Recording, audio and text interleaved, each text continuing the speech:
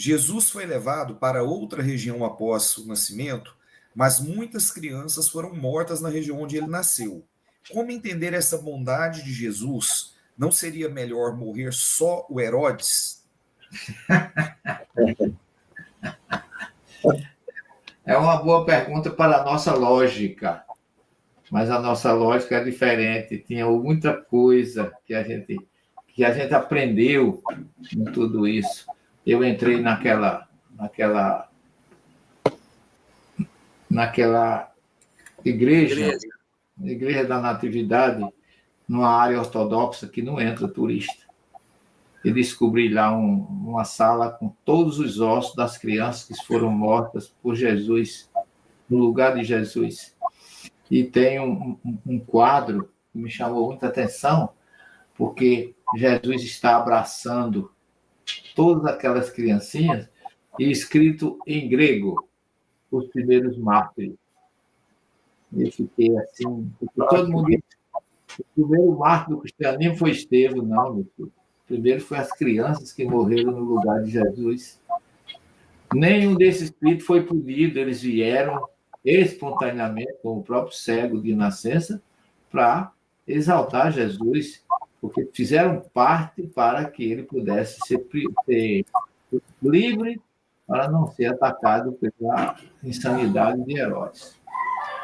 Muitos podem ter vindo como missionários, inclusive pais, e muitos podem ter feito parte de um processo de expiação. Lá no livro 50 anos depois, quando a gente vê Cícero tendo 3 desencarnes, o primeiro com seu pai, Nestório, Ciro,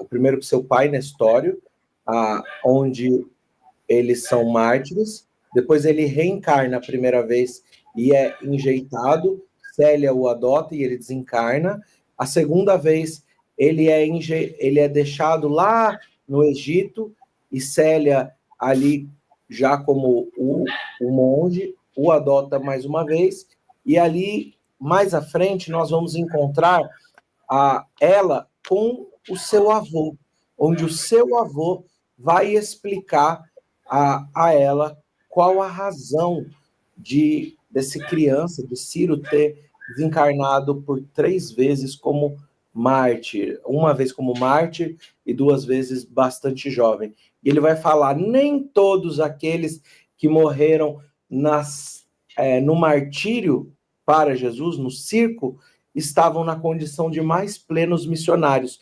Muitos redimidos. Muitos ainda necessitavam de outros processos de desencarne para a adequação à lei divina. Não são essas palavras exatas, mas o sentido é esse. Ou seja, ele foi mártir? Foi. Mas ele foi um mártir no mesmo sentido que, por exemplo, Lívia Lentulus foi mártir? Não.